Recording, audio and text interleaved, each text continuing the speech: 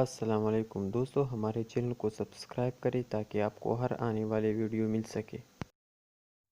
अस्सलामु अलैकुम वरहमतुल्लाहि वबरकातुहू। زما عزتمندو اکثر ملګري ته تاسو کې مونږ لپاره تشخیص وکړه چې مونږ باندې حساب وکړه څوک کتاب را لګوره. نو په اسلام کې نه کتاب کتل شته او نه دغه کې شته، شریعت کې شته. کتاب کتل خدا خو اندوان ګوري. په کتاب کې خو د اسمان نسل نازلېږي، سړی کتاب کولو کتاب کې دغه څه پکې لیکل شوي او ماغه پکې وي.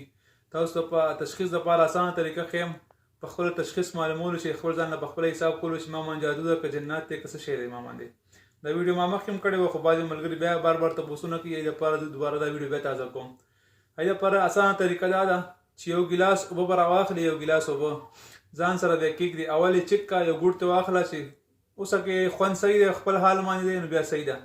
بیا هغې نه بعد چې کوم دی 11 پیرې سورة الناس، قل اعوذ برب الناس، ملک الناس، اله الناس، دغه سورت تر اخره پورې ویل دي په 11 پیرې.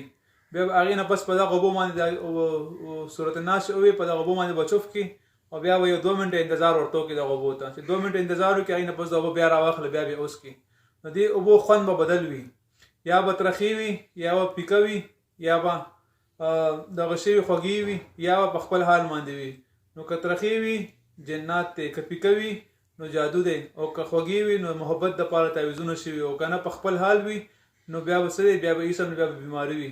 دا تشخیص طریقه ده. نو هر ملګری کولی شي، زما طرف هر ملګري ته اجازت دی، هر کس یې پخپله کولی شي او دا ویډیو مخکې ملګرو سره شیر کړي چې هغوی ته هم دې نه فایده میلو شي. چا ته څه قسمه مسله وي بیا مخکې رابطه وکړي، انشاءالله هغوی ته به مونږ بیا هغې باره کې هغسې علاج وښیو، چې د هغه علاج وکړه. الله رب العزت زمونږ ستاسو حامي او ناصر وګرځېږي. السلام علیکم.